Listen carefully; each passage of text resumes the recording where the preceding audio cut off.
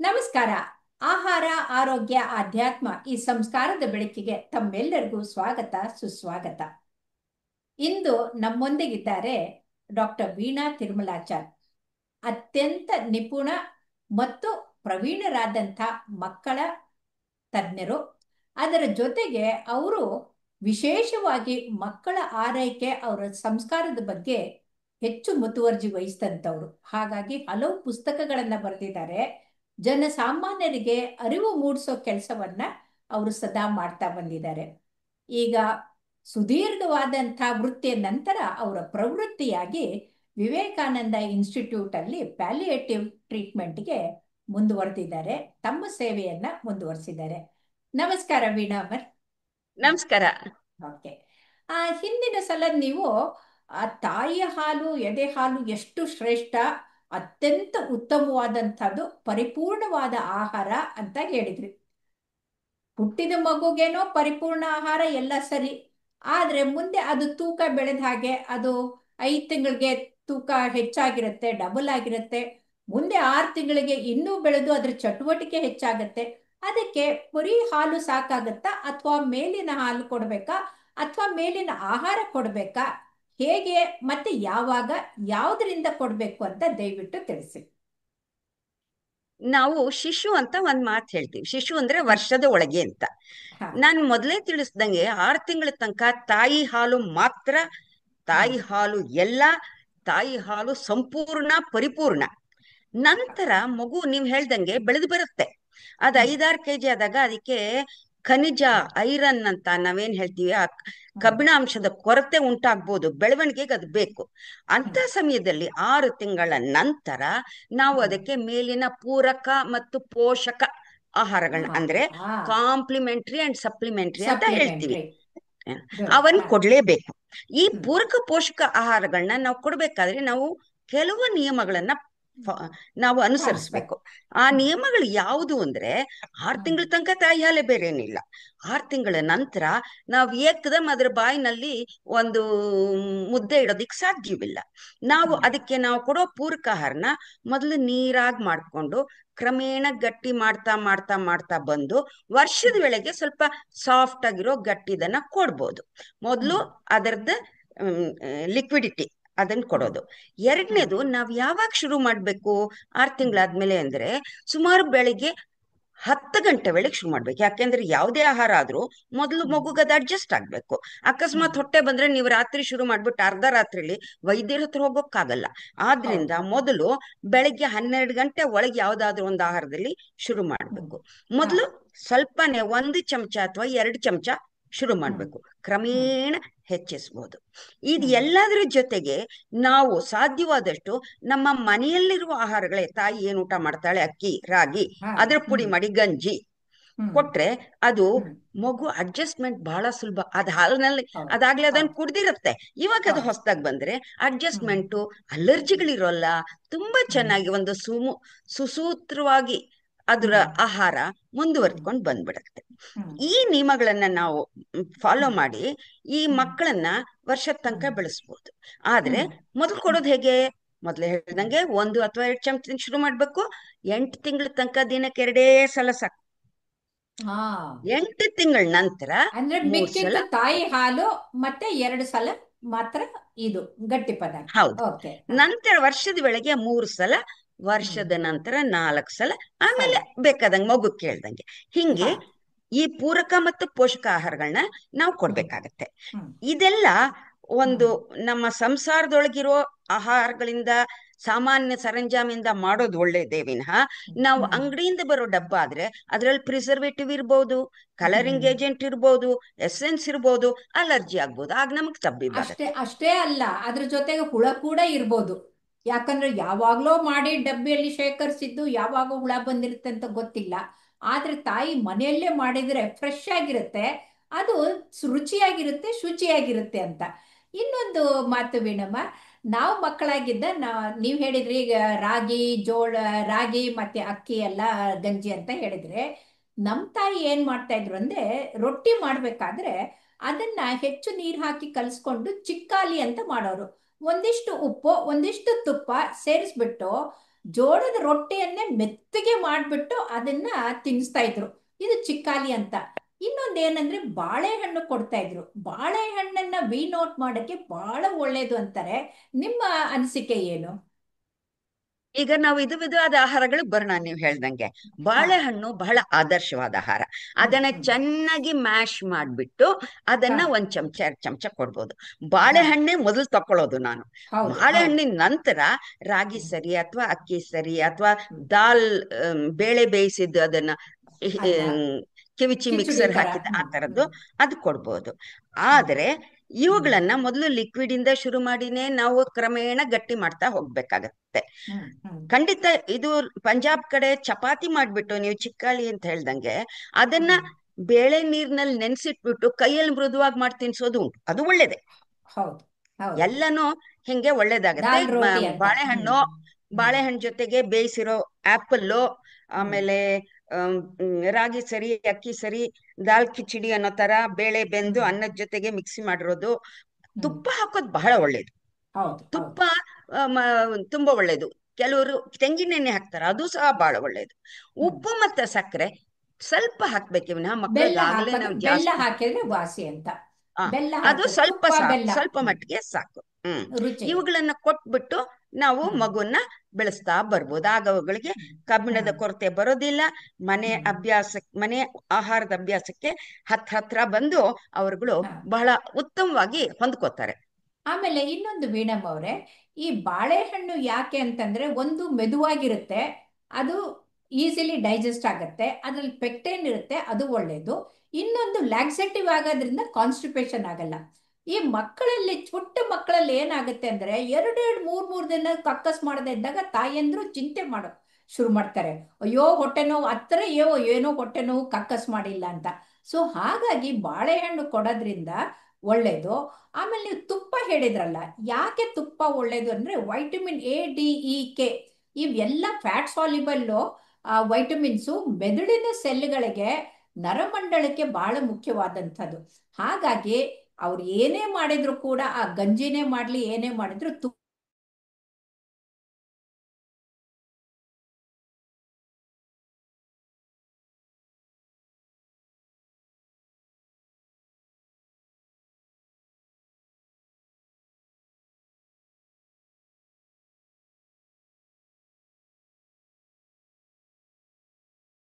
ಮಲಬದ್ಧತೆಯನ್ನು ನಾವ್ ಯಾವಾಗ ಹೇಳ್ತೀವಿ ಅಂದ್ರೆ, ಕುರಿ ಹಿಕ್ಕೆ ಹಂಗೆ ಗೋಲಿ ಗೋಲಿ ತರ ಪಾಯ್ಖಾನೆ ಹ್ಮ್. ಆಗಿ ಮಗು ಹ್ಮ್. ಅದನ್ನ ಆ, ಹೊರ ವಿಸರ್ಜನೆ ಹಾಕಕ್ ಮಾಡ್ಬೇಕು ಅಂತ ಆಗಲ್ಲ. ಬಹಳ ಹತ್ತು ಹತ್ತು. ಗಲಾಟೆ ಮಾಡಿ ಒದ್ದಾಡಿದ್ರೆ ಮಾತ್ರ ಅದು ಮಲಬದ್ಧತೆ ಆಗುತ್ತೆ, ಕಾನ್ಸ್ಟಿಪೇಷನ್ ಆಗುತ್ತೆ. ಇಲ್ಲದೆ ಇರೋ ಕೆಲವು ಮಕ್ಕಳಿಗೆ ಅವ್ರ ಅಭ್ಯಾಸವೇ ಇರುತ್ತೆ 3 ದಿನಕ್ಕೊಂದ್ಸಲ 4 ದಿನಕ್ಕೊಂದ್ಸಲ ಮಾಡೋದು. ಮೂರ್ ಹ್ಮ್. ದಿನಕ್ಕೊಂದ್ಸಲ 4 ದಿನಕ್ಕೊಂದ್ಸಲ ಮಾಡಿದ್ರೆ ಅದು ಮಲಬದ್ಧತೆ ಅಲ್ಲ. ಹ್ಮ್. ಮಲ ಅನ್ನೋದು ಹ್ಮ್. ಸಾಫ್ಟ್ ಆಗಿ ಸುಲಭವಾಗಿ ಹೊರಕ್ ಬಂತ, ಹ್ಮ್. ಅಥವಾ ಕುರಿ ಹಿಕ್ಕೆ ಹಂಗೆ ಗಟ್ಟಿ ಗಟ್ಟಿ ಬಂದು ಹೊರಕ್ ಬಂತ, ಅದೇ ಮುಖ್ಯ. ಹ್ಮ್. ಅದೇ ಹ್ಮ್. ಮಲಬದ್ಧತೆ. ಮೂರ್ ಹ್ಮ್. ದಿನಕ್ಕೆ 4 ದಿನಕ್ಕೆ ಮಾಡೋದ. ಇದನ್ನ ಹ್ಮ್. ತುಂಬಾ ತಾಯಿಗಳಿಗೆ ಗೊತ್ತಾಗಲ್ಲ, ಅವ್ರು ಹೆದರ್ಕೋತಾರೆ. ಹ್ಮ್. ಹೆದರ್ಕೊಳ್ಳೋ ಅವಶ್ಯಕತೆ ಇಲ್ಲ. ಹ್ಮ್. ಸಾಫ್ಟ್ ಆಗಿ ಹೋದಷ್ಟು ನೀವು ಮಲಬದ್ಧತೆ ಬಗ್ಗೆ ಯೋಚನೆ ಮಾಡಲೇಬೇಡಿ. ಮಾಡಬೇಡಿ. Okay okay. ಆಮೇಲೆ ನೀವು ರಾಗಿ ಅಂತ ಹೇಳಿದ್ರೆ, ಮನೆಯಲ್ಲೇ ಮಾಡೋದಾದ್ರೆ ಯಾವ ಇದನ್ನ ಪದಾರ್ಥವನ್ನ ಎಷ್ಟು ತೊಳೆದು ಹೇಗೆ ಮಾಡಬೇಕು ಅನ್ನೋದನ್ನ, ಆ ರಾಗಿ ಮಾಲ್ಟ್ ಮಾಡೋದನ್ನ ಸ್ವಲ್ಪ ಹೇಳ್ಕೊಡಿ. ಯಾಕಂದ್ರೆ ಅಂಗಡಿಯಿಂದ ತಂದಿದ್ದು ಒಂದು ದುಬಾರಿ, ಎರಡು ಇನ್ಫೆಕ್ಷನ್ ಆಗತ್ತೆ, ಮೂರನೇದು ಆ ಮಕ್ಕಳಿಗೆ ಅಲರ್ಜಿ ಆಗ್ಬೋದು. ಆದ್ರೆ ರಾಗಿ ಆಯ್ತು, ಬೇಳೆ ಮತ್ತೆ ಅನ್ನ ಸೇರಿ, ಅಕ್ಕಿ ಸೇರಿ ಮಾಡಿರುವಂಥದ್ದು, ಇದು ಒಳ್ಳೇದು. ಹೇಗೆ ಮಾಡೋದು ವೀಣಮ್ಮ? ಇದನ್ನ ಸ್ವಲ್ಪ ಕೆಲ್ಸಕ್ಕೆ ಹೋಗೋ ಮಹಿಳೆಯರಿಗೂ ಸೇರಿಸಿ ಶೆಲ್ಫ್ ಫುಡ್ ಅನ್ನೋ ತರ ಹೇಳ್ಬಿಡ್ತೀನಿ. ಈಗ ಖಂಡಿತ. ರಾಗಿ ಆಗ್ಲಿ, ಅಕ್ಕಿ ಆಗ್ಲಿ, ಬೇಳೆ ಆಗ್ಲಿ, ನೀವೇನ್ ಮನೆಗೆ ತರ್ತೀರಾ ಅದನ್ನ 2 ಸಲ ತೊಳೆದು ಬಿಡಿ. ಹೌದು ಹೌದು. ತೊಳೆದ್ಬಿಟ್ಟು ಅದನ್ನ ಹಾಕ್ಬಿಟ್ಟು, ಅದು ಚೆನ್ನಾಗಿ ಆರಿದ್ಮೇಲೆ ಅದನ್ನ ಹ್ಮ್. ಸ್ವಲ್ಪ ಬಿಸಿ ಮಾಡ್ಬಿಟ್ಟು ಚೆನ್ನಾಗಿ, ರಾಗಿ ಹೌದು. ಬೇಕಾದ್ರೆ ಅಂದ್ರೆ ಪುರಿ ಹುರಿಯೋದು ಬರೋಂಗ್ ಹುರಿಯೋದು ಹುರಿಬೋದು. ಹುರಿದ್ ಬಿಡೋದು. ಹ್ಮ್ ಹಾ. ಹ್ಮ್. ಹುರಿದು ಬಿಡೋದು. ಹುರಿದು ಹ್ಮ್. ಬಿಟ್ಟು roasting is one of the, ನಾವು ಹ್ಮ್. ಹುರಿಯೋದು ಪಚನಕ್ಕೆ ಬಹಳ ಡೈಜೆಸ್ಟ್ ಅನುಕೂಲ. ಡೈಜೆಸ್ಟ್ ಮಾಡಿ, ಪಾರ್ಶಲಿ ಹಾಗಾಗಿ ರಾಗಿ ಡೈಜೆಸ್ಟೆಡ್. ಅಕ್ಕಿ ಬೆಳೆ ಸ್ವಲ್ಪ ಹುರಿದ್ಬಿಟ್ಟು ಸಣ್ಣ ಶಾಖದಲ್ಲಿ ಹ್ಮ್. ಸ್ವಲ್ಪ ಹ್ಮ್. ಜಾಸ್ತಿ ಹುರಿದ್ಬಿಟ್ಟು ಅದನ್ನ ಪುಡಿ ಮಾಡಿ ನಾವು ಡಬ್ಬದಲ್ಲಿ ಇಟ್ಬಿಟ್ರೆ 1 ತಿಂಗಳ ಕಾಲ ಬರುತ್ತೆ. ತಾಯಂದ್ರು ಆ. ಟಕ್ ಅಂತ 2 ಚಮಚ ತಕೊಳ್ಳೋದು, ಮಾಡ್ಬೋದು. ಅದಕ್ಕೆ ಪ್ರಿಸರ್ವೇಟಿವ್ ಇರಲ್ಲ. ಹೌದು. ಸೊ ಇದು ತುಂಬಾ ಅನುಕೂಲ. ಕೆಲ್ಸಕ್ಕೆ ಹೋಗುತ್ತೆ. ಇಲ್ದೇ ದಿನಾ ಮಾಡ್ತಾ ಪಾಪ ಅವ್ರಿಗೆ ಗಂಟೆಗಟ್ಲೆ ಬರೀ ಅಡಿಗೆ ಮನೆ ಕೆಲಸವೇ ಆಗೋಗುತ್ತೆ. ಆದ್ರಿಂದ ಹೌದು ಈ ತರ ಹೌದು. ಮಾಡಿ ಇಟ್ಕೊಂಡ್ಬಿಡೋದು ಬಹಳ ಹ್ಮ್. ಬಹಳ ಒಳ್ಳೇದು. ಇದನ್ನ ಹ್ಮ್. ಅವ್ರು ಮಾಡ್ಬೋದು. ಜೊತೆಗೆ ನಾವು ಈಗ ದೋಸೆ ಇಡ್ಲಿ ಅಂತ ಮಾಡ್ತೀವಿ ನೋಡಿ, ಅದು ಹಾ. Fermentation, okay. ಹುದುಗಿರುತ್ತೆ ಅದು. ಈ ಓಕೆ. ಹುದುಗಿರೋದ್ರಲ್ಲಿ ಬಿ ಕಾಂಪ್ಲೆಕ್ಸ್ ಜಾಸ್ತಿ ಬರುತ್ತೆ, ಹೌದು. ಅದ್ರೊಳಗೆ ಸ್ಪೋರಿಲ್ಯಾಕ್ಟು ಲ್ಯಾಕ್ಟೋಬ್ಯಾಸಿಲಸ್ ಜಾಸ್ತಿ, ಹೌದು. ಆರೋಗ್ಯಕ್ಕೆ ಬಹಳ ಒಳ್ಳೇದು. ಅವ್ರು ಹ್ಮ್. ಆ ತರದ್ದು ಮಾಡಿದ್ರು ನೀವು ಹ್ಮ್. ಹೇಳ್ದಂಗೆ ಹ್ಮ್. ಸಾಫ್ಟ್ ಆಗಿ ಮಾಡ್ಬಿಟ್ಟು ಅದನ್ನು ಹಿಸ್ಕಿ ಕೊಡ್ಬೋದು, ಏನು ಹೌದು. ತಪ್ಪಿಲ್ಲ. ಹೌದು.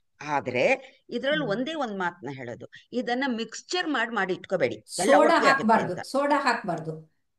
ಸೋಡಾ ಹಾಕ್ಬಾರ್ದು, ಮಿಕ್ಸು ಮಾಡಬಾರ್ದು. ಯಾಕೆಂದ್ರೆ 6 ಹ್ಮ್. ತಿಂಗಳಿಗೆ ಶುರು ಮಾಡುವಾಗ ನಾವು ಒಂದೇ ಆಹಾರವನ್ನ ಶುರು ಮಾಡಿ ಮಗುಗದು 3 ದಿನ ಅಥವಾ 4 ದಿನ ಅಡ್ಜಸ್ಟ್ ಆದ್ಮೇಲೆ, ಹ್ಮ್. ಅಲರ್ಜಿ ಇಲ್ಲ ಅಂತ ಹೇಳಿದ್ಮೇಲೆ ಎರಡನೇದು ನಾವು ಅದನ್ನ ಪರಿಚಯ ಮಾಡಿಸ್ಬೋದು. ಈಗ ಹ್ಮ್. ಇಡ್ಲಿ ದೋಸೆಗೆ ಅಕ್ಕಿ ಉದ್ದಿನ ಬೇಳೆ ಮೆಂತ್ಯ ಒಟ್ಟಿಗೆ ಬೇಡ, ಮಕ್ಳಿಗೆ ಅಭ್ಯಾಸ ಆದ್ಮೇಲೆ ಅದು ಕೊಡ್ಲಿ. ಮೊದಲು ಹ್ಮ್. ಬರೀ ರಾಗಿ ಅಥವಾ ಬರೀ ಹ್ಮ್. ಅಕ್ಕಿ, 4 ದಿನ ಆದ್ಮೇಲೆ ಮತ್ತೊಂದು, 5 ದಿನ ಆದ್ಮೇಲೆ ಅದಾಗಿ ಒಂದ್ 4 ದಿನ ಮಗು ಚೆನ್ನಾಗಿ ಅಡ್ಜಸ್ಟ್ ಆದ್ಮೇಲೆ ಅದೊಂದು, ಇದೆಲ್ಲ ಅಡ್ಜಸ್ಟ್ ಆದ್ಮೇಲೆ ಮಿಶ್ರಣ ಮಾಡಿರುವಂತ ಆಹಾರಗಳು ಕೊಡ್ಬೇಕು. ಹಾ. ವೀಣಮ್ಮ, ಈಗ ನೀವು ಹೇಳಿದ್ರಲ್ಲ, ಮಿಶ್ರಣ ಆದ್ಮೇಲೆ ಕೊಡಬೇಕು, 5-5 ದಿನ ಟ್ರೈ ಮಾಡಿದ್ಮೇಲೆ ಕೊಡಬೇಕು ಅಂತ. ಇನ್ನೊಂದು ಏನು ವಿಚಾರ ಅಂತಂದ್ರೆ, 6 ತಿಂಗಳವರೆಗೂ ನಾವೇನು ಕೊಡೋದಿಲ್ಲ, ಬೇಲಿನ ಆಹಾರ ಕೊಡೋದೇ ಇಲ್ಲ, ಯಾಕೆ? ಅಂದ್ರೆ ಯಾಕೆಂದ್ರೆ ಅಲ್ಲಿ ತನಕ ಅಂದ್ರೆ ಒಳಗಡೆದು ಶರೀರದಲ್ಲಿ ಇರುವಂತಹ ಅವಯವಗಳು, ಕಿಡ್ನಿ, ಲಿವರು, ಅದಕ್ಕೆಲ್ಲ ತಡ್ಕೊಳಕ್ ಆಗೋದಿಲ್ಲ ಅಂತನಾ, ಅಥವಾ ಯಾವ ಕಾರಣದಿಂದ? ತಾಯಿ ಹಾಲು ಹ್ಮ್. ಮಗುಗೆ ಹೆಂಗ್ ಬೇಕೋ ಹಾಗೆ ಕಸ್ಟಮ್ ಮೇಡ್, ರೆಡಿ ಮೇಡ್, ಹೌದು. ಟೈಲರ್ ಹಾ. ಮೇಡ್ ಆಗಿರುತ್ತೆ. ಆ ಹಾ. ಮಗುವಿಗೆ ಮೊದಲು ಹ್ಮ್. 3 ತಿಂಗಳು ಕಿಡ್ನಿ ಅಂದ್ರೆ ಮೂತ್ರಪಿಂಡ ಅಷ್ಟು ಹ್ಮ್. ಪಕ್ವವಾಗಿರಲ್ಲ, ಅದ್ ಹೌದು. ನೀರಂಗೆ 10 ನಿಮಿಷಕ್ಕೊಂದ್ಸಲ ಉಚ್ಚಿ ಹೊಡಿತಾ ಇರುತ್ತೆ ಮಗು. ಆ ಹೌದು. ಹೌದು. ಸಮಯದಲ್ಲಿ ತಾಯಿ ಹಾಲು ನೀರಾಗಿರುತ್ತೆ. ಹೌದು. ಯಾವಾಗ ಮೂತ್ರಪಿಂಡ ಪಕ್ವ ಆಗ್ತಾ ಆಗ್ತಾ ಬರುತ್ತೆ, ಆವಾಗ ಹಾ. ತಾಯಿ ಹಾಲು ಗಟ್ಟಿ ಆಗುತ್ತೆ. ಇದು ಹಾ. ಆ ನಿಮಿಷಕ್ಕೆ, ಆ ಹ್ಮ್. ದಿನಕ್ಕೆ, ಆ ಹ್ಮ್. ಹಾಲಿಗೆ ಅಷ್ಟಕ್ಕೆ, ಹಾಲಿನ ಮೊದಲು ಹಾಲಿನ ಕೊನೆಯಲ್ಲಿ ಕೂಡ ಮಗು ಹ್ಮ್. ಹೆಂಗ್ ಬೇಕು ಹಂಗೆ ರೆಡಿಮೇಡ್. ಯಾವ ಕಾರ್ಖಾನೆಯೂ ಈ ತರ ಮಾಡಕ್ ಸಾಧ್ಯವಿಲ್ಲ, ಪರಮಾತ್ಮ ಒಬ್ಬನೇ ಮಾಡಕ್ ಸಾಧ್ಯ. ಇದು ಹೌದು. ಹೌದು. ರೆಡಿಮೇಡ್ ಆಹಾರ. ಇದು ಆದ್ರಿಂದ 6 ತಿಂಗಳ ಭಗವಂತ ತನಕ ಕೊಟ್ಟಂತ ತಾಯಿ ಆಹಾರ ಆಹಾರ. ಮಾತ್ರ. ಹೌದು. ಹೌದೌದು. ತಾಯಿ ಹಾಲು ಆಮೇಲೆ ಹಾಲು ಹಾಲು ಅದು ಮಾತ್ರ. ನಿಜ. ಆಮೇಲೆ ಇನ್ನೊಂದು, ನಾವು ಹಳೆ ಕಾಲದಲ್ಲಿ ಈಗಲೂ ಕೂಡ ಭಾರತೀಯ ಸಂಸ್ಕೃತಿಯಲ್ಲಿ ಮಗುವಿನ ಹಾಲಿನಿಂದ ಇದಕ್ಕೆ ಮಾಡೋ ಮೊದಲು ಅನ್ನಪ್ರಾಶನ ಅಂತ ಸಂಸ್ಕಾರ ಮಾಡ್ತೀವಿ. ಇದ್ರ ಮಹತ್ವ ಹೇಳಿ, ಯಾಕೆಂತಂದ್ರೆ ಎಷ್ಟೋ ಜನ ಅದ್ರ ಬಗ್ಗೆ ಯೋಚನೆ ಮಾಡಿರೋದಿಲ್ಲ. ಅನ್ನ ಸಂಸ್ಕಾರ ಅದನ್ನ ಹೇಳಿ, ಅನ್ನಪ್ರಾಶನದ ಬಗ್ಗೆ. ವೈಜ್ಞಾನಿಕವಾಗಿ ಹೇಳೋದಾದ್ರೆ, ಹಾ. ನಮ್ಮ ಹಿಂದೂ ಸಮಾಜ ಯಾವಾಗ್ಲೂ ಹ್ಮ್. ಒಂದು ಆನಂದದ ಸಮಾಜ. ಅವರಿಗೆ ಹೌದು. ಒಂದು ಹಬ್ಬ ಹರಿದಿನ ಉತ್ಸವ ಮಾಡ್ಬೇಕಂದ್ರೆ ಕಾರಣವೇ ಬೇಕಿಲ್ಲ. ದಿನ ಹೌದು. ಒಂದು ಹಬ್ಬ ನಡೀತಿರುತ್ತೆ, ದಿನ ಒಂದು ಉತ್ಸವ ನಡೀತಾ ಇರುತ್ತೆ. ಹ್ಮ್. ಯಾವಾಗ್ಲೂ ಆನಂದದಲ್ಲಿ ಇರೋದಕ್ಕೆ ಇಷ್ಟಪಡ್ತಾರೆ. ಅಂದ್ರೆ ಇವ್ರು ಹ್ಮ್. ಇಷ್ಟಪಡೋದು ಅರ್ಥ ಕಾಮಗಳೆರಡು ಧರ್ಮ ಮತ್ತು ಮೋಕ್ಷದ ಕಟ್ಟಿನೊಳಗೆ, ಹ್ಮ್. ಆ ಚೌಕಟ್ಟಿನಲ್ಲೇ ಮಾಡೋದು. ಯಾವಾಗ್ಲೂ ಸಂತೋಷ ಆದ್ಮೇಲೆ ಮಗು ಹುಟ್ಟಿದ ಸಂತೋಷ ಅಲ್ವಾ, ಆಯ್ತು. ಹೌದು. ಅದಕ್ಕೆ ಅನ್ನಪ್ರಾಶನ ಮಣ್ಣ ತಾಯಿ ಹಾಲಿಂದ ಅದು ಈ ವರ್ಷದ ಈ ಪರ್ವಕಾಲದಲ್ಲಿ ಇನ್ನೊಂದು ದೊಡ್ಡ ಹೆಜ್ಜೆ ಇಡಕ್ ಹೋಗ್ತಾ ಇದೆ. ಅದು ಹೌದು. ಆಹಾರ, ಹೌದು. ಭೂಮಿಯ ಆಹಾರ ತಗೊಳಕ್ ಪ್ರಯತ್ನ ಮಾಡ್ತಿದೆ. ಈ ಹ್ಮ್. ಪರ್ವಕಾಲ ನಾವು ಆಚರಿಸ್ಬೇಡ್ವಾ ನಾವು ಹ್ಮ್. ಪೋಷಕರಾಗಿದ್ಕೊಂಡು? ಆದ್ರಿಂದ ಎಲ್ಲರೂ ಒಂದು ಸಂತೋಷದಲ್ಲಿ ಒಂದು ಹಬ್ಬ ಮಾಡಿ, ಸೋದರ ಹ್ಮ್. ಮಾವನು ಉಂಗುರವನ್ನ ಪಾಯಸದಲ್ಲಿ ಅದ್ದಿ ಮಗು ಬಾಯಲ್ಲಿ ಇಡ್ತಾರೆ. ಸೊ ಇದೆಲ್ಲ ಒಂದು ಸಂಸಾರದ ಸಮಯ, ಹ್ಮ್. ಆನಂದ, ಉತ್ಸವ. ಜೊತೆಗೆ ಈ ಆನಂದ ಸಂಸಾರದ ಸಮಯದಲ್ಲಿ ಮಗುವಿಗೆ ಎಷ್ಟು ಆನಂದ ಆಗ್ಬೇಕು ಹೇಳಿ. ಅಲ್ಲ, ಸುಮಧುರವಾದಂತ ಸಂಬಂಧ, ಭಾವನೆಗಳು. ಆ ಮಗುನ್ ಕಂಡ್ರೆ ಬೇರೆಯವ್ರಿಗೆಲ್ಲರಿಗೂ ಇಷ್ಟ ಆಗತ್ತೆ, ಬೇರೆಯವ್ರಿಗೂ ಮಗು ಕಂಡ್ರೆ ಇಷ್ಟ ಆಗತ್ತೆ. ಇದು ಒಂದು ಸಂಬಂಧ ಬೆಳೆಸೋದಂತ ಆಯ್ತು ಅಂತ. ಇನ್ನ ಎರಡನೇದು ಅಂತಂದ್ರೆ, ಈಗ ನಾನು ಡೂಸ್ ಅಂಡ್ ಡೋಂಟ್ಸ್ ಅಂತ ಕೇಳ್ತೀನಿ.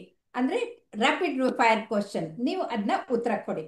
ಮಗುವಿಗೆ ಮೊಲೆ ಹಾಲ್ ಜೊತೆಗೆ ಟಾಪ್ ಮಿಲ್ಕ್ ಕೊಡ್ಬೇಕಾ ಬೇಡ್ವಾ? ಬೇಡ. ಓಕೆ. ಮಗುವಿಗೆ ಇದಕ್ಕೆ ಕೊಡ್ಬೇಕಾದ್ರೆ, ವಿನೌಟ್ ಮಾಡ್ಬೇಕಾದ್ರೆ ಮೊಟ್ಟೆ ಕಡ್ಬೋದಾ ಬೇಡ? ಮೊಟ್ಟೆಯಲ್ಲಿ ಸ್ವಲ್ಪ ಅನಾನುಕೂಲಗಳಿದೆ, ಅದನ್ನೆಲ್ಲ ಮೀರಿಸಿ ಕೊಡ್ಬೇಕು. ಅದ್ರ ಬಗ್ಗೆ ದೀರ್ಘವಾಗಿ ಹೇಳ್ಬೇಕಾಗತ್ತೆ, ಈಗ ಸದ್ಯಕ್ಕೆ ಬೇಡ. ಓಕೆ. ಬೇಡ. ಓಕೆ. ನನ್ನ ಪ್ರಕಾರ ಬೇಡ, ಯಾಕಂದ್ರೆ ಅದರಲ್ಲಿ ಕೊಲೆಸ್ಟ್ರಾಲ್ ಜಾಸ್ತಿ ಇರುತ್ತೆ, ಅದು ಆರೋಗ್ಯಕ್ಕೆ ಒಳ್ಳೇದಲ್ಲ. ಮೂರನೇದ್ದು, ಈ ಅಂಗಡಿಯಿಂದ ತಂದಂತಹ ಬೇಕರಿ ಐಟಮ್ಗಳನ್ನ, ಬನ್ನುಗಳನ್ನ, ಇದನ್ನ ಕೊಡ್ಬೇಕಾ ಅಥವಾ ಮನೆಯಲ್ಲಿ ಮಾಡಿರೋ ರಾಗಿ ಮಾಲ್ಟ್ ಕೊಡ್ಬೇಕಾ? ಅಂಗಡಿಯಿಂದ ತಂದಿದ್ದು ಅದ್ರೊಳಗೂ ಬೇಕ್ರಿದು ಅದ್ರೊಳಗೂ ಮೈದಾ ಅಂತಾರ ರಿಫೈನ್ಡ್, ತುಂಬಾ ಸಾರವಿಲ್ಲದ ಜನಗಳಿಂದ ವಸ್ತುಗಳಿಂದ ಮಾಡಿರೋ ಬ್ರೆಡ್, ಇದೆಲ್ಲ ಖಂಡಿತ ಮಗುಗಾಗ್ಲಿ ದೊಡ್ಡವ್ರಿಗೂ ಬೇಡ. ಬೇಡ, ಒಳ್ಳೆ. ಈಗ ನೀವು ಲ್ಯಾಕ್ಟೋಬ್ಯಾಸಿಲೆ ಅಂದ್ರೆ ಹಾಲು ಅದ್ರ ಜೊತೆಗೆ ಮೊಸರು ಕೊಡ್ಬೋದಾ ಮಗುವಿಗೆ? ಖಂಡಿತ ಕೊಡ್ಬೋದು, ಅದ್ರದ್ದೇನ್ ತಪ್ಪಿಲ್ಲ. ಕೆಲವು ಹಾ ಮಕ್ಕಳಿಗೆ ಹಾಲ್ ಹಾ ಅಲರ್ಜಿಗೆ ಮೊಸರು ಕೊಡ್ತಾರೆ. ಆ ಹಾ ಮಗುವಿನ ಯುನೀಕ್ನೆಸ್, ಆ ಮಗುವಿನ ವೈಯಕ್ತಿಕ ಇದ್ರ ಮೇಲೆ ನಾವು ನೋಡಿ ಖಂಡಿತ ಹೌದು ಕೊಡ್ಬೋದು, ಹೌದು ಮೊಸರು ತಪ್ಪಿಲ್ಲ. ಹೌದು ಹೌದು. ಸಿಹಿ ಮೊಸರಿಗೆ ಮೆತ್ತಗಾಗಿರೋ ಅನ್ನವನ್ನ, ಅಕ್ಕಿನ ಕಲಸಿ ಉಪ್ಪು ಸೇರಿಸಿ ತಿನ್ಸಿದ್ರೆ ಒಳ್ಳೇದು ಅಂತ ನೀವ್ ಹೇಳ್ತೀರಾ. ಇನ್ನ ಯಾ ಆ, ಮಗುವಿಗೆ ಚಾಕ್ಲೇಟ್ ಕೊಡೋದು, ಕೇಕ್ ಕೊಡೋದು ಇಂಥದ್ ಮಾಡ್ಬೇಕಾ ಬೇಡವಾ? ಅಬ್ವಿಯಸ್, ನಿಮ್ ಪ್ರಶ್ನೆಲ್ಲೇ ಉತ್ತರ ಅಡಗಿದೆ. ಖಂಡಿತ ಬೇಡವೇ ಬೇಡ. ಬೇಡ ಬೇಡ. ಅದ್ರೊಳಗಿರೋದು ಯಾವ ತರಹದ ಪೋಷಕಾಂಶಗಳು ಇರೋಲ್ಲ. ಅದ್ರಲ್ಲಿರೋದು ಬರೀ ಕ್ಯಾಲೋರಿ, ಅಂದ್ರೆ ಶಕ್ತಿ ಮಾತ್ರ. ಆ ಶಕ್ತಿ ಹ್ಮ್. ತಕೊಂಡ್ ಮಗು ಇಮಿಡಿಯೇಟ್ ಆಗಿ ಚೆನ್ನಾಗಿ ಕುಣಿದು ಕುಣಿದು ಕುಣಿದು ಕುಣಿದು ಹೈಪರ್ ಆಗಿ ಹೋಗ್ಬಿಡುತ್ತೆ. ಹೈಪರ್ ಹೌದು ಆಗ್ಬಿಟ್ಟು ಆಮೇಲೆ ಸುಸ್ತಾಗಿ ಮಲಗ್ಬಿಡುತ್ತೆ. ಹೌದು. ಇವುಗಳಲ್ಲಿ ಯಾವ ತರಹದ ಪೌಷ್ಟಿಕಾಂಶ ಇಲ್ಲದೆ ಇರೋದ್ರಿಂದ ಹ್ಮ್. ಇವುಗಳನ್ನ ಕೊಡಲೇಬಾರದು. ಆದ್ರೆ ಹೌದು. ಈಗಿನ ಸಮಾಜ ನೀವು ನೋಡಿದಿರಲ್ಲ, ಈ ಅಲ್ಲ, ಸಮಾಜದಾಗೆ ನಾವು ಸಮಾಜನ ಬದಲಾಯಿಸಕ್ಕೆ ನಾವು ಪ್ರಯತ್ನ ಮಾಡ್ಬೇಕಲ್ವಾ ವೈದ್ಯರಾದವರು? ಯಾಕಂದ್ರೆ ಚಾಕ್ಲೇಟ್ ಕೊಟ್ಟಾಗ ನೀವು ಹೇಳಿದಾಗ ಹೈಪರ್ ಆಯ್ತು ಅನ್ನೋದು ಒಂದೇ ಅಲ್ಲ, ಗ್ಲ್ಯಾಂಡ್ಯುಲರ್ ಫಾರ್ಮ್ ನಲ್ಲಿ ಅಬ್ನಾರ್ಮಲಿಟಿ ಆಗ್ಬಿಡುತ್ತೆ, ಹೊಟ್ಟೆ ನೋವು ಬರುತ್ತೆ, ಅದಕ್ಕೆ ಆಂಗ್ಸೈಟಿ ಹೆಚ್ಚಾಗತ್ತೆ. ಹಾಗಾಗಿ ಅಡಿಕ್ಷನ್ ಬರೋದ್ರಿಂದ ಯಾವ ಕಾರಣಕ್ಕೂ ಮಕ್ಕಳಿಗೆ ಚಾಕ್ಲೇಟ್ ಕೊಡಬೇಡಿ. ಕೊಡ್ಬೇಕಾದ್ರೆ ಕಲ್ಲು ಸಕ್ಕರೆ ಕೊಡಿ, ಚಾಕ್ಲೇಟ್ ಬೇಡ ಅಂತ. ಧನ್ಯವಾದಗಳು ವೀಣಮ್ಮ ಅವರೇ, ತುಂಬಾ ಅದ್ಭುತವಾಗಿ ವೀನಿಂಗ್ ಬಗ್ಗೆ ಹೇಳಿದ್ರೆ. ತುಂಬಾ ತುಂಬಾ ಧನ್ಯವಾದಗಳು. ನಮಸ್ಕಾರ. ನಮಸ್ಕಾರ.